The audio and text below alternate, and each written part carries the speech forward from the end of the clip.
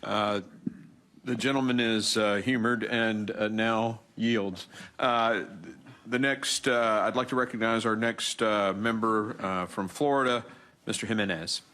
Thank you, Mr. Chairman. Mr. Chairman, I heard a story Monday when I was in Miami about an individual that tried to cross and was captured by the cartel, and thinking that everybody in Miami has money, they called his cousin and FaceTime. The cousin didn't have the money, and they basically murdered his cousin on FaceTime because he couldn't give up the $10,000.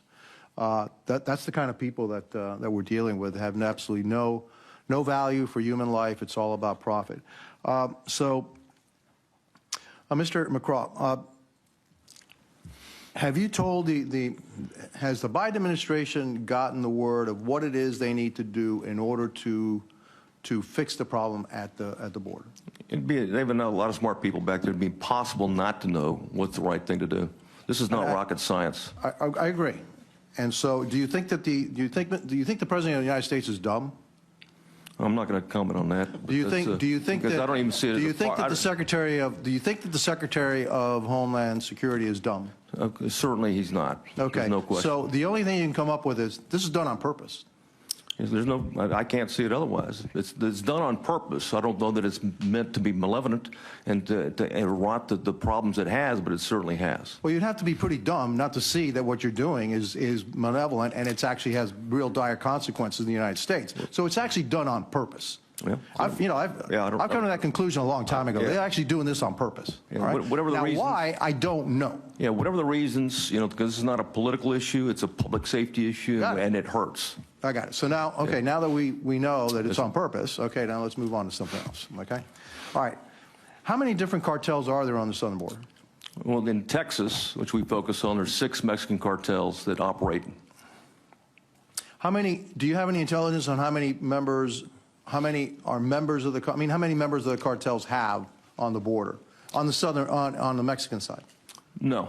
You don't? No. We've got some estimations in terms of working with DEA along those lines, but exact numbers. No, not exact. What's your estimation? I wouldn't even want to, because the extensions of the cartels, I wouldn't want even to project in terms of how many members, but clearly there's as many members of the cartel than there are in gangs in Texas, and we've identified over 100,000 gang members. So it's so at least 100,000. You think at least 100,000 of them? There's going to be, because at some point, and whether they're directly or indirectly cartel members, there's no question they've got an army of people down there. In fact, I mean, we know from past experience, the whole Zetas part were former Mexican military that went over to be the enforcement arm of the cartel. The Gulf cartel moved over, created its own cartel. So you have this continuing, rebranding and splitting of cartels, and they continue to, as we've talked about before, metastasized.